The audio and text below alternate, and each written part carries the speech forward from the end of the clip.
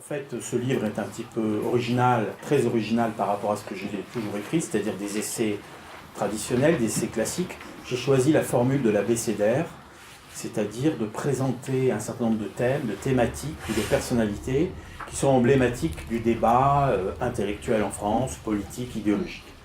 J'ai choisi cette méthode pour une raison très simple, c'est qu'elle permet de rentrer, de sortir dans le livre sans s'ennuyer, comme très souvent c'est le cas malgré tout quand on lit un essai. La manière linéaire de lire un essai, la façon linéaire fait que de toute façon l'essai lui-même est un genre qui peut apparaître un petit peu lourd ou un peu rébarbatif. Et là, dans ce livre-là, j'ai voulu essayer relever une sorte de défi, c'est-à-dire faire se rencontrer la technique journalistique et l'ambition intellectuelle, philosophique, puisqu'il y a beaucoup de philosophes dans cet abécédaire, et aussi politique, puisqu'il y a beaucoup question de sciences politiques et de philosophie politique. Il y a beaucoup de philosophes politiques qui sont concernés dans ces 300 entrées de cet abécédaire. Alors en fait, quel est le propos de mon livre ?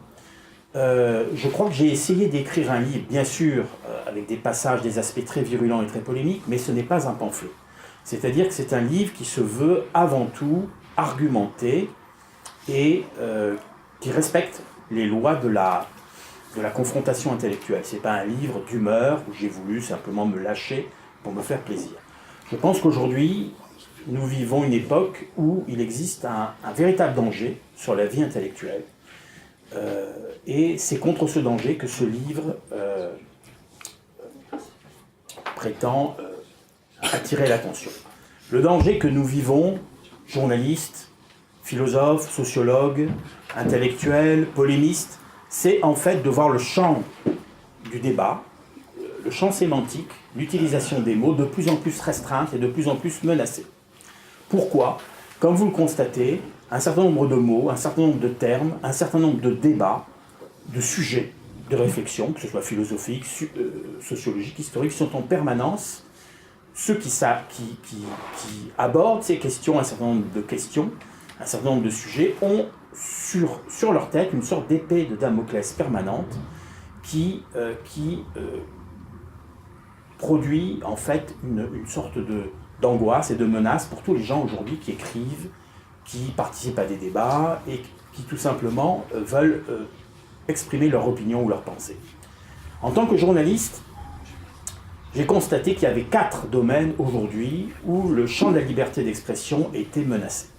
Le premier domaine, c'est celui qui nous concerne en premier tous, c'est celui de l'histoire. C'est celui qui nous intéresse le plus.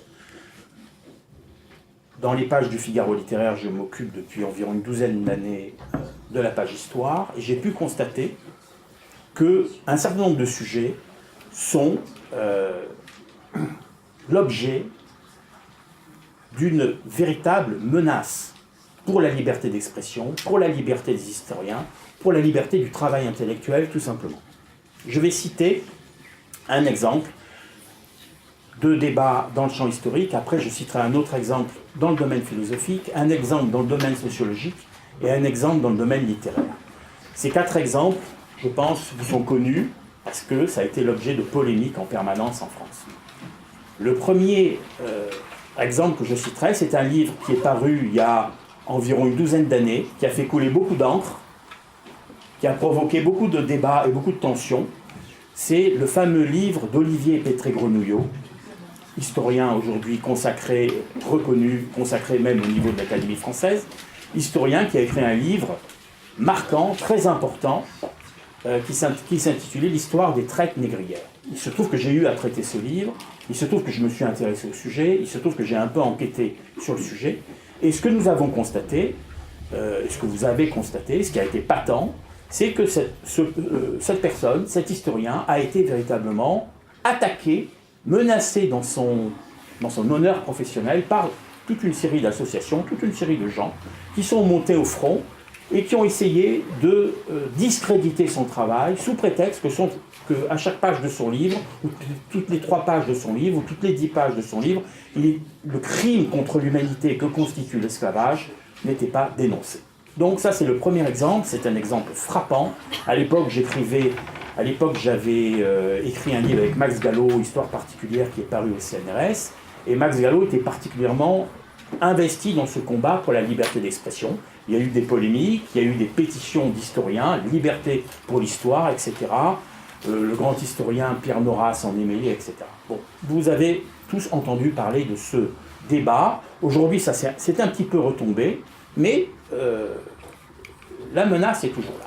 C'était quand même très très impressionnant de voir, il se trouve que j'ai lu son livre et que je l'ai chroniqué, qu'un travail aussi méticuleux, aussi pointilleux, aussi scientifique a été quand même menacé par des gens qui sont, tout simplement, ni plus ni moins, des idéologues. Bon. Et qui se revendiquaient eux-mêmes, non pas d'une démarche historique, mais d'une démarche mémorielle. Au nom de la mémoire des victimes de l'esclavage, ils s'estimaient en droit de réfuter le travail d'un historien et d'attaquer, en fait, l'honnêteté de la démarche d'Olivier Pétré-Grenouillot, qui depuis a produit d'autres livres. Je vais choisir un deuxième exemple qui est plus confidentiel, mais qui est quand même significatif du climat intellectuel aujourd'hui. Il y a 10 ans, un peu plus de 10 ans, j'ai été invité par Jean-Pierre Elkabbach sur l'émission, sa fameuse émission Bibliothèque Médicis, à témoigner dans un débat avec un philosophe qui s'appelle François Fédier, qui est un des grands spécialistes de Heidegger en France, et qui avait face à lui un autre philosophe qui s'appelle Emmanuel Faye, dont je parle dans ce livre, parce qu'il y a eu une entrée à Heidegger, et j'ai assisté donc à un débat hallucinant, et je m'en suis occupé aussi au niveau du Figaro littéraire, parce que c'est moi qui ai chroniqué le sujet, où un philosophe, un professeur de philosophie, Emmanuel Faye en l'occurrence, venait nous expliquer que, puisque Heidegger, il était avéré évident que Heidegger avait été un philosophe nazi, il fallait tout simplement que Heidegger ne soit plus enseigné dans les livres de philosophie, et même, pourquoi pas, expulser les livres de Heidegger des bibliothèques. Il a été soutenu d'une certaine manière par Jean-Pierre Elkabbach, et c'était intéressant de voir que ce débat, au fond, n'était pas un débat d'ordre philosophique, parce qu'il faut quand même le démontrer que Heidegger est un penseur nazi.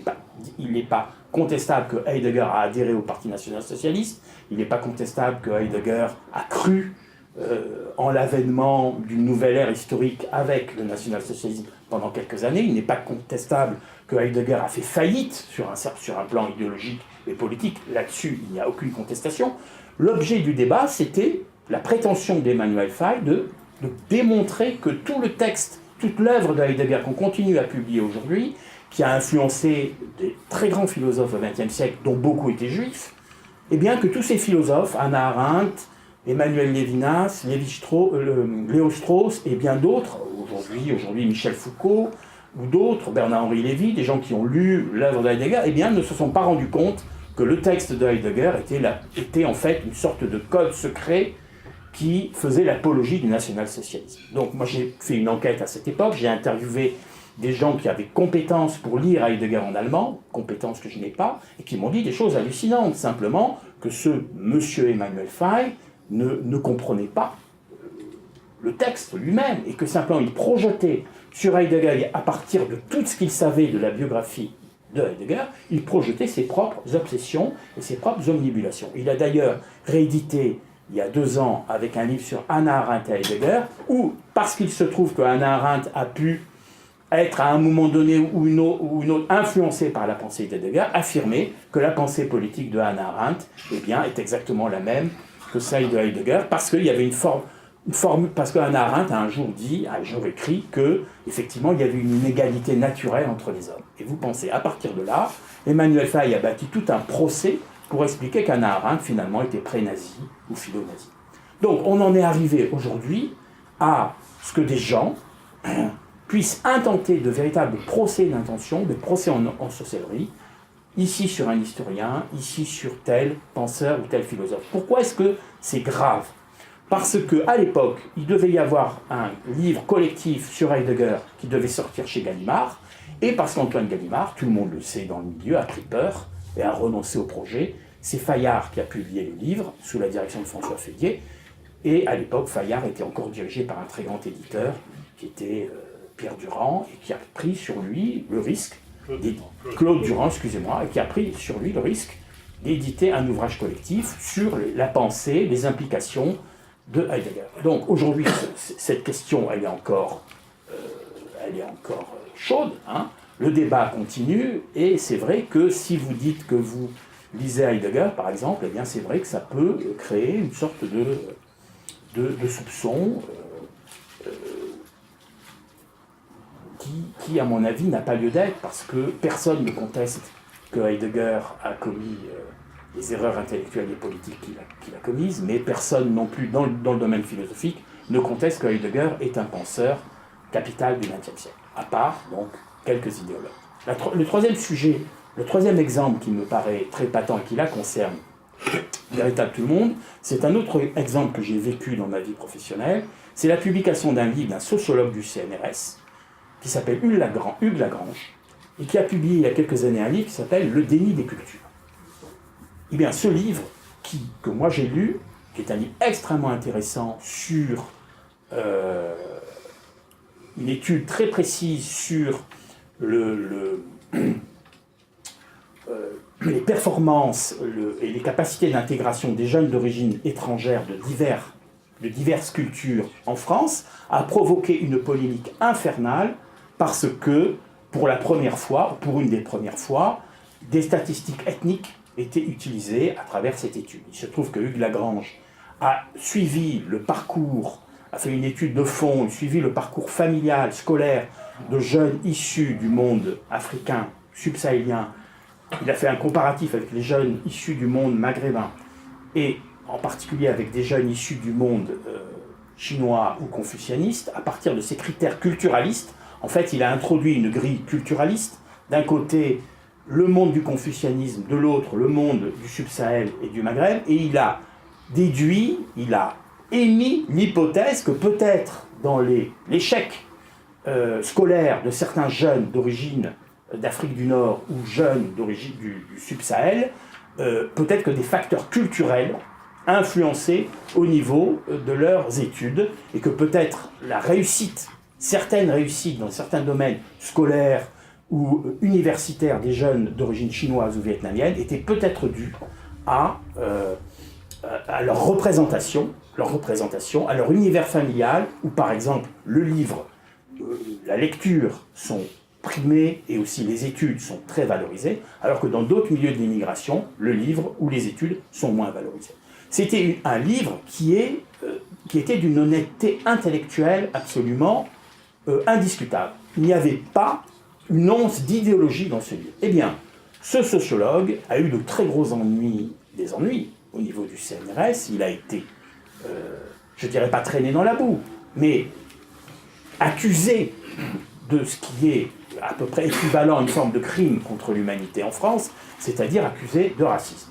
C'est-à-dire que, en fait, le culturalisme, c'est une vision, il y a plusieurs niveaux de culturalisme. Vous avez un niveau de culturalisme extrême où des gens pensent que, certains sociologues pensent que entre les cultures et les civilisations, il ne peut pas y avoir de dialogue commun. Ça, c'est le point de vue extrême. Et puis, vous avez des niveaux de culturalisme qui sont, disons, modérés, qui est tout simplement que nos représentations culturelles influent sur nos modes de comportement, sur notre relation au livre, sur notre relation au travail, sur notre relation à un certain nombre de questions. Donc, sa démarche était, c'est vrai, un petit peu innovante en France, parce que le principe culturaliste, la démarche culturaliste en France souffre d'un handicap et tout de suite d'un soupçon de racisme, puisque nous sommes le pays qui a fait de l'universalisme et de l'universel le principe, le paradigme indépassable. Enfin, nous avons quatrième exemple qui vient de se produire là, il y a quelques semaines. Un sujet d'ailleurs auquel je consacre quelques lignes dans mon livre sur l'entrée Céline. Vous avez vu, donc, il y a eu toute une polémique invraisemblable, qui paraît même irréelle, des associations qui se sont mobilisées contre le projet de Gallimard de publier les pamphlets de Céline. Bon, personnellement, j'ai lu les pamphlets de Céline, je les trouve très souvent très mauvais.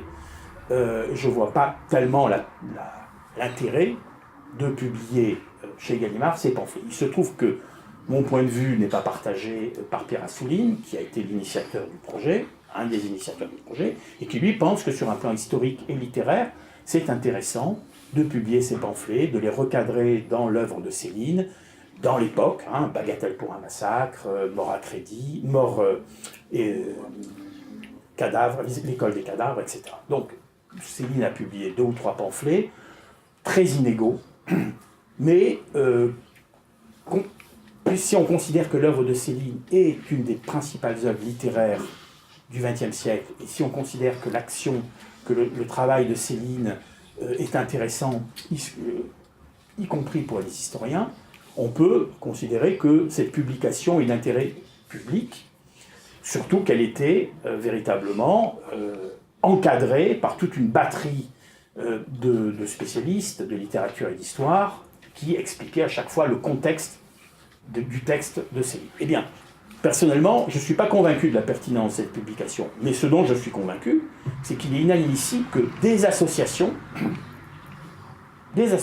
en l'occurrence la Ligue des droits de l'homme, la LICRA, d'autres associations, puissent, par leur intervention, par leur pression morale, interrompre un travail qui se défend.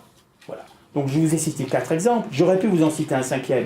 Tout le monde a entendu parler ou a lu un livre, peut-être au moins de cette démographe très courageuse qui s'appelle Michèle Tribala, qui a écrit beaucoup de livres, qui elle aussi fait partie je crois, du CNRS, ou de l'INED plutôt, de l'Institut National des Études Démographiques. Elle a subi, cette femme, parce qu'elle a publié un livre sur l'immigration, les yeux grands fermés, sur les dangers d'une immigration non contrôlée, de flux migratoires qui prenaient des proportions déraisonnables. Elle a subi, elle aussi, un certain nombre de polémiques qui véritablement l'ont atteinte. Elle a continué son travail, elle a aujourd'hui une légitimité qui est incontestable et incontestée.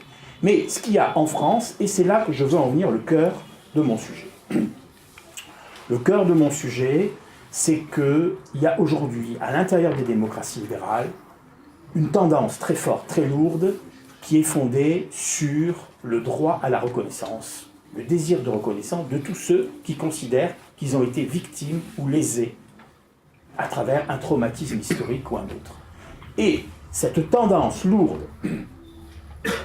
s'oppose tout simplement à un principe évident de la démocratie. C'est celui de la recherche de la vérité dans le domaine intellectuel. C'est-à-dire qu'il y a aujourd'hui un véritable antagonisme entre la démarche du journaliste, du sociologue, de l'intellectuel, du philosophe, qui est confronté dans son travail à cette question, à une procédure de vérité. C'est-à-dire que pourquoi est-ce que nous sommes journalistes, pourquoi est-ce que nous sommes philosophes? Parce que nous nous confrontons à un moment donné à la notion de vérité. Je ne parle pas de la vérité avec un grand V, la vérité métaphysique, la vérité ultime ou la vérité religieuse, mais à la vérité. Le travail qui consiste, par exemple, lorsque vous allez dans une émeute où il y a dans une banlieue où il y a une émeute, vous assistez à l'émeute, vous voyez les gens qui provoquent l'émeute. Quand vous écrivez votre article, il faut bien que vous décriviez, que vous donniez des indications sur ces gens qui provoquent l'émeute. Vous ne verrez jamais dans un article du Figaro, dans un article du Monde, dans un article de Libération, vous ne verrez jamais une description tout simplement des émeutiers. Vous verrez toujours les jeunes, c'est-à-dire cette sémantique que tout le monde connaît, les jeunes. Donc, j'ai une entrée, effectivement, les jeunes. Et là où c'est pervers, si vous voulez, c'est que lorsque vous lisez les jeunes, vous savez tout de suite de quel jeune il s'agit. Donc, non seulement c'est absurde, mais en plus c'est pervers et contre-productif. Et vous avez un certain nombre de sujets, un certain nombre de mots qui sont potentiellement dangereux pour tous ceux qui les utilisent. Bien sûr, le mot le plus dangereux, c'est celui de race. Donc il y a plusieurs entrées sur cette notion de race, de racisme, de racialisme, etc. Mais il n'est pas le seul. François Hollande voulait supprimer le mot race de la Constitution. Et il y a eu un professeur de philosophie qui s'appelle André Perrin, qui a fait un livre très drôle, publié d'ailleurs aux éditions L'Artilleur, pour dire « Mais s'il faut supprimer tous les mots qui peuvent être mal utilisés, surtout s'ils ne sont pas scientifiques, puisque l'argument des socialistes, en l'occurrence, pour supprimer le mot de race, c'est que ce n'est pas une notion scientifique, on n'a pas fini. Et on rentre un peu dans ce qu'avait prévu Orwell, c'est-à-dire un monde où, finalement, le caractère brutal de certaines réalités devient indicible et où les mots eux-mêmes sont suspects. Parce qu'on peut supprimer le mot de race à cause du racisme, mais on peut supprimer aussi le mot de peuple à cause du populisme. Et puis on peut supprimer le mot de nation à cause du nationalisme, etc. etc. Et puis on peut supprimer le mot de noir, d'ailleurs. Le mot de noir est pratiquement imprononçable aujourd'hui, parce que noir, qu'est-ce que ça veut dire? Ça a tout de suite une charge qui peut être sujette à toutes sortes d'interprétations. Alors en fait, moi, l'objet de mon livre, c'est vraiment une défense de la liberté du langage. J'ai des convictions ou des opinions politiques, mais c'est pas ça l'essentiel. Ce qui me semble essentiel, c'est la défense de la liberté dans le domaine du langage. Cette question du langage, c'est fondamental. Il y a eu un temps, souvenons-nous, il y a encore 40 ans ou 50 ans, où la liberté d'expression, la liberté de recherche, la liberté intellectuelle, la liberté même de transgresser, la liberté de provoquer, c'était la gauche qui s'en occupait. C'était la gauche qui revendiquait tout ça.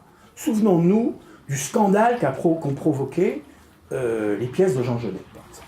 Souvenons-nous, pendant la guerre d'Algérie, Jean Genet a mis en scène des pièces qui étaient des agressions, des attaques incroyables contre l'armée, l'Église, l'État. Toutes ces institutions, elles ont été ridiculisées, elles ont été plus que contestées, brocardées, et l'intelligentsia, les intellectuels à l'époque considéraient que c'était l'honneur de ce pays de pouvoir provoquer, attaquer, etc. À l'époque, c'était la droite qui défendait les valeurs traditionnelles, la patrie, les institutions, etc. Aujourd'hui, il se trouve qu'il me semble que ce champ de la liberté, il vient plutôt de gens qui sont plutôt à droite. Pourquoi? Parce que la gauche, qui a, d'une certaine manière, c'était l'objet de mon dernier livre, Quand la gauche agonise, la gauche qui a renoncé à ses objectifs historiques, qui ont traditionnellement été les siens, c'est-à-dire rompre avec le capitalisme, la gauche qui, d'une certaine manière, a finalement rallié la vision libérale du monde. Ce qui lui reste, le fonds de commerce qui lui reste, c'est la défense des minorités. Alors, minorité est un mot très vague, mais c'est un mot où on peut faire entrer beaucoup de monde. Donc, aujourd'hui, on peut considérer qu'il y a un véritable clivage entre, d'un côté, les intellectuels qui veulent préserver leur champ d'activité, leur domaine de liberté, sans avoir à rendre des comptes, et toute une série de gens, toute une constellation d'associations et de groupes qui systématiquement se mobilisent sur tel ou tel sujet, sur telle ou telle question. On l'a vu, je vous ai parlé de Olivier Pétré-Grenouillot, mais vous avez aujourd'hui des gens qui veulent, par exemple, qu'on enlève les statuts de Colbert. Pourquoi? Parce que Colbert, c'est sous Colbert qu'il y a eu le fameux Code noir. Bon. En fait, ce à quoi nous avons affaire, c'est des groupes, des associations, des collectifs qui considèrent que la souffrance, vécue ou imaginaire, qui est la leur, doit faire autorité.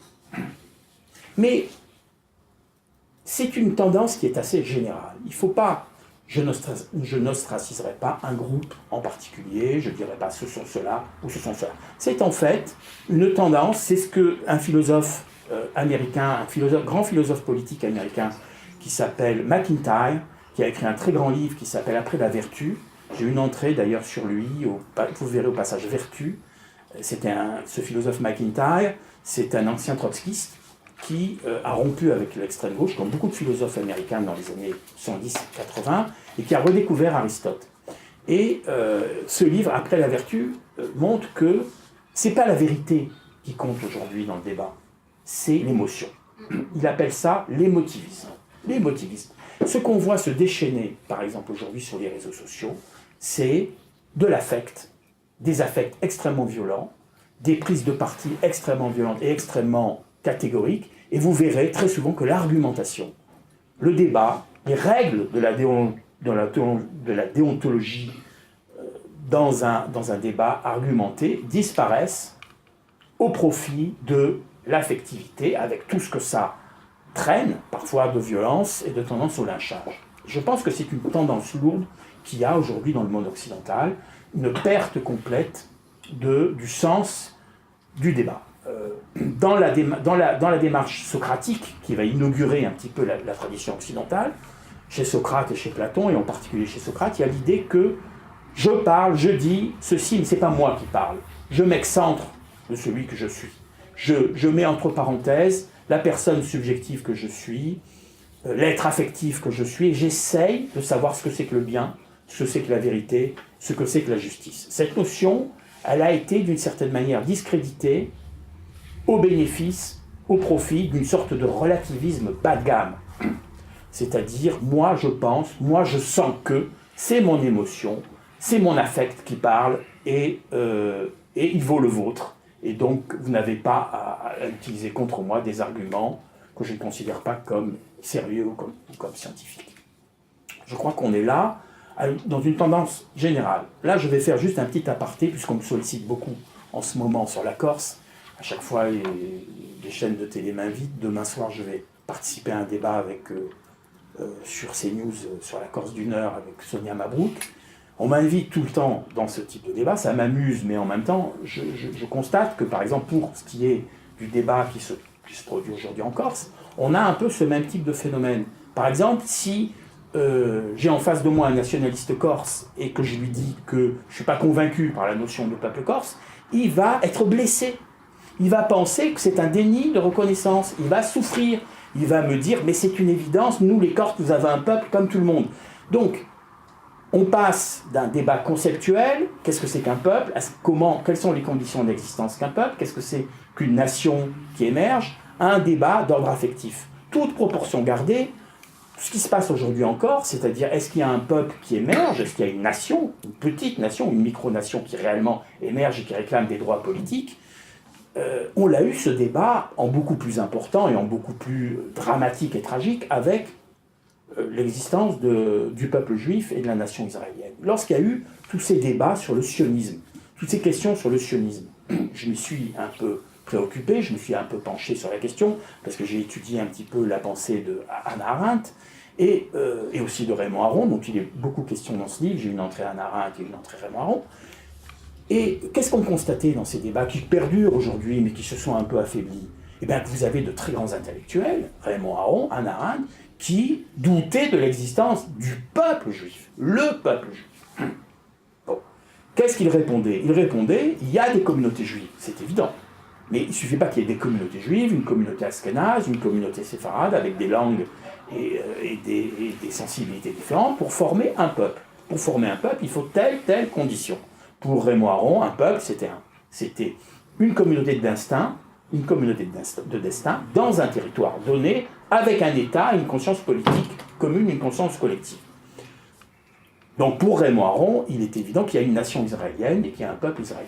Pourtant, Raymond Aron, qui a écrit ce livre, vous savez, De Gaulle et Israël, où sa judéité s'est un peu réveillée au moment du fameux discours de De Gaulle de 67, pour Raymond Aron, Raymond Aron était juif, il ne reniait pas sa judéité. Pourtant, il ne se sentait pas partie prenante du peuple juif. Pour Hannah Arendt, c'est un peu différent, mais elle a eu... Gershom Scholem, le grand mystique, le grand philosophe juif, lui a fait un jour le reproche de ne pas aimer le peuple juif. Et elle a répondu, mais je n'ai pas à aimer le peuple juif. Je suis une philosophe, je n'aime ni le peuple américain, ni le peuple juif, ni le peuple français. Ce que j'aime, ce sont mes amis. Et à ce moment-là, il y a eu une brisure, une cassure entre Hannah Arendt et le mouvement sioniste. Bon. Déjà, ce qui apparaissait, c'était une blessure affective. C'est-à-dire, pour ne pas faire de la peine à quelqu'un, vous lui dites, oui, d'accord, il y a un peuple juif. Pourtant, moi, je suis juif et je m'en sens pas partie prenante. Pour ne pas faire de la peine à un nationaliste, vous allez dire, d'accord, il y a un peuple corse, ok, on est d'accord, et maintenant, qu'est-ce qui arrive? Donc, je pense que ces notions sont...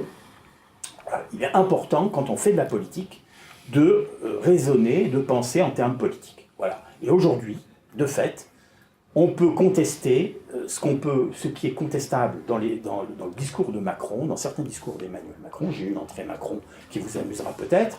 C'est que Macron a très bien compris, bien sûr c'est quelqu'un de très intelligent, bien sûr c'est quelqu'un qui a une culture philosophique, il a très bien compris que nous étions d'une certaine manière dans une période, dans une époque post-politique.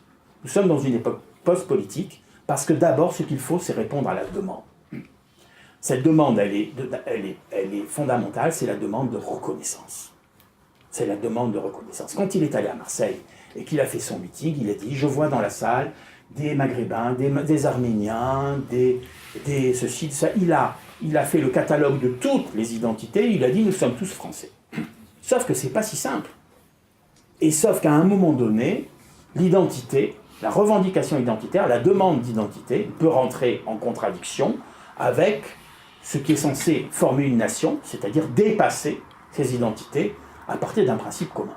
Donc, ce qui est dangereux dans la demande de reconnaissance, c'est qu'à un moment donné, cette demande de reconnaissance, ce désir de reconnaissance, ce désir de considérer que, de dire « moi je souffre, il faut que vous preniez en compte ma souffrance », rentre en complète contradiction, soit avec la démarche intellectuelle, la démarche philosophique, même la démarche du journaliste qui travaille sur le terrain, et la démarche politique. Parce qu'il n'y a pas de politique, il n'y a pas de philosophie sans une certaine recherche d'un monde commun, pour parler comme un Arendt, d'un bien commun, pour parler comme un catholique, ou tout simplement d'une res publica, pour parler comme un laïc. Il faut à un moment donné que les groupes, les collectifs, les communautés soient capables de dépasser leur tropisme identitaire, de dépasser leur traumatisme, leur trauma affectif pour faire un monde commun. Sinon, ce qu'il reste de monde commun se défera, et à ce moment-là, les paranoïas identitaires, les paranoïas communautaires ne pourront que s'accroître, et à ce moment-là, eh bien, le pire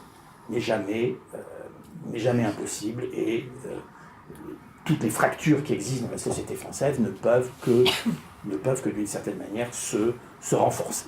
Voilà, c'est le propos fondamental, c'est le propos foncier de mon livre. Vous verrez qu'il est beaucoup de questions de philosophie, de politique, de littérature, et d'histoire, bien entendu. Ce sont les 4 domaines qui me passionnent depuis toujours. Et ce que je crois, c'est que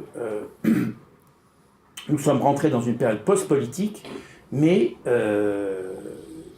qui est très problématique parce que les véritables fractures de la société française, et notamment la fracture la plus évidente, celle qui nous concerne tous, qui est la fracture avec l'islam, avec le monde islamique et avec l'islamisme, cette fracture-là ne sera pas dépassée par des discours sur le vivre ensemble. Et là, je terminerai. Pourquoi cette notion de vivre ensemble est-elle devenue très, très prégnante? Eh bien parce que, tout simplement, c'est une notion post-politique. C'est une notion qui fait l'impasse sur ce que c'est qu'un peuple, sur ce que c'est qu'une nation, sur ce que c'est qu'un État, sur ce que c'est qu'une collectivité. Le vivre ensemble, si vous voulez, le degré, le niveau minimum de la tolérance, c'est l'idée qu'il suffit d'être là pour s'admettre et pour se reconnaître et pour se tolérer. Or, si vous lisez les philosophes du XXe siècle, tous ceux qui ont réfléchi à la question de la communication et du monde commun, ce vivre ensemble est une notion qui n'apparaît pas, c'est une notion qui n'apparaît jamais. Je l'ai rencontré une seule fois dans un livre de Paul Ricoeur, dont je parle d'ailleurs, un livre qui s'appelle Parcours de la reconnaissance, et Paul Ricoeur est justement, à mes yeux, pour ce que j'en ai lu, un philosophe qui est justement post-politique, parce que l'essence même du politique, c'est-à-dire l'éventualité d'un conflit, la possibilité même d'avoir affronté une situation tragique ou d'avoir affronté un ennemi qui peut vous désigner, eh bien Paul Ricoeur avait tendance à occulter cette dimension au bénéfice d'une dimension purement éthique et d'une dimension purement morale. Et donc je crois aujourd'hui que Macron, en effet, est dans la filiation de cette sensibilité-là, d'une manière d'ailleurs opportuniste. Quand il est allé en Algérie, il a fait une déclaration sur le crime contre l'humanité que n'aurait sûrement pas avalisé Paul Ricoeur, qui justement était un philosophe, un herméneute extrêmement tatillon. Donc Emmanuel Macron, je pense, est un peu entre deux eaux. D'une certaine manière, c'est vrai qu'il a été influencé par la pensée de Ricoeur, mais d'un autre côté, il est un petit peu dans cette vision démagogique du monde, dans cette vision purement économiste ou purement sociétale du monde, où le marché, les lois du marché, les lois de l'économie, les lois de la le fait que l'économie finalement prime sur un certain nombre de fractures, puisse colmater un certain nombre de fractures anthropologiques, il est un petit peu dans une sorte d'optimisme à l'américaine, et je crois qu'il sera démenti. Alors je ne le souhaite pas, je ne souhaite pas le pire pour la France et pour ce qui peut arriver demain, mais je pense que, comme je l'écris, jusqu'ici en politique, les lois de Machiavel les lois de la politique ont plutôt donné raison à Machiavel qu'à Paul Ricoeur. Voilà.